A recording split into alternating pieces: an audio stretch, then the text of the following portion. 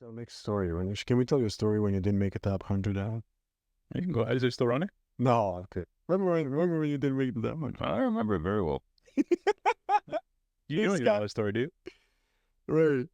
And you can edit this out, but that's actually that's a good example It is actually, though. of It is a a great. player Yeah.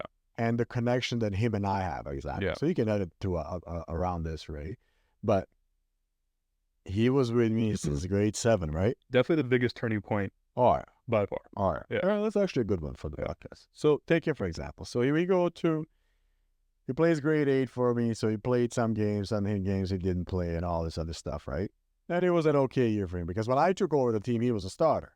Yeah, like don't get like let's not He get played. wasted. I wasn't like a bad player. You just came and I stayed on the bench. I was like a really good player, and then he came, and then I went on the bench. It's a big difference. All right. Okay. Yeah. So, I saw him and I thought he was, too weak, too soft, too X amount of other things that I didn't like. And I'm like, look, we're going to do this, and you're either going to change or not going to change. So he didn't play. Yeah, granted, you played some and some didn't. It wasn't that great. Definitely not the role he had before, but he managed. But his parents were huge supporters of everything I've done. Yeah. They never had a Never said it. Yeah. And him and I always had this relationship, right? So then in grade 9, is it grade 9 or grade? No, grade 8. Grade 8, we go to University of Windsor. Yeah. We went all the way, I think, to the finals or something, semifinals, finals of OBA back then. It was like a big thing, man. Everybody came, university coaches and all. It wasn't like now, right? So we go there, and I remember his parents came, his grandma. And my grandma from Serbia, man. Right, she flew across the goddamn world to come see me. Okay, now you're putting it look bad.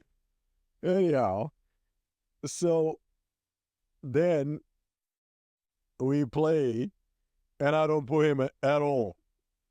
Did you even play? 0 minutes played. For the whole tournament. Yeah, the whole tournament. And then we did really, really well. At that point, we already developed this style of basketball that we're doing, pass, cut, replays, progression, all these things that we do, and they look really good, right? So even though the entire team gets invited to the Team Ontario tryouts.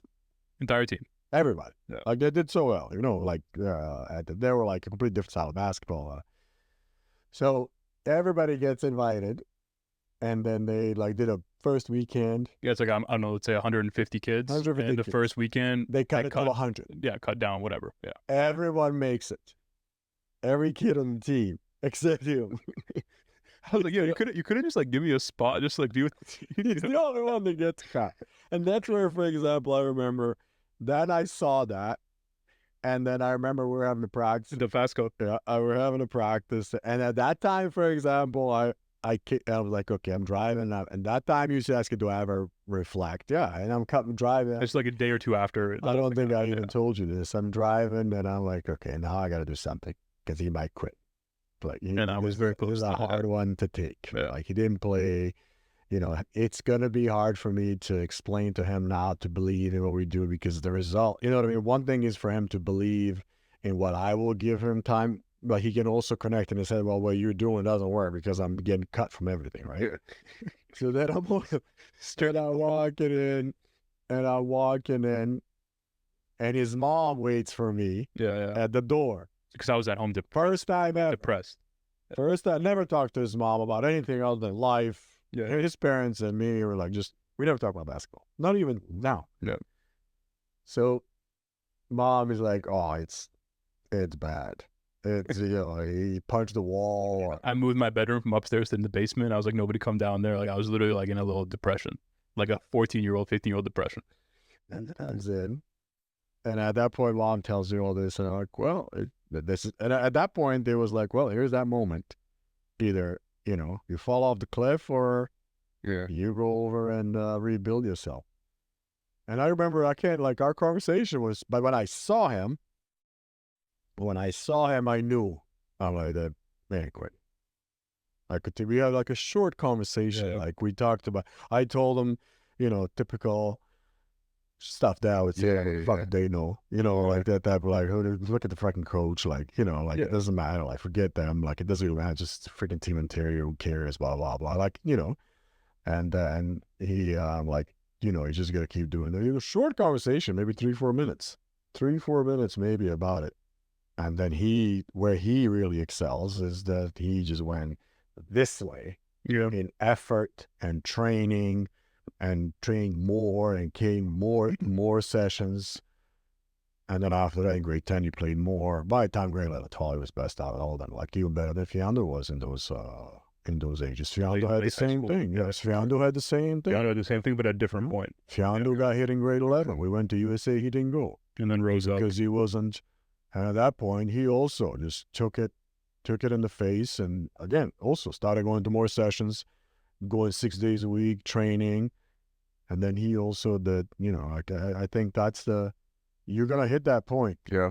You're going to hit that point where you're going to have to decide what you want to do in anything. And then, but I do wonder though, like if this is 2024 and you're grade 8, a new coach comes in, I'm like one of the best players on the team, and all of a sudden I'm like on the bench, glued to the bench. Mm-hmm.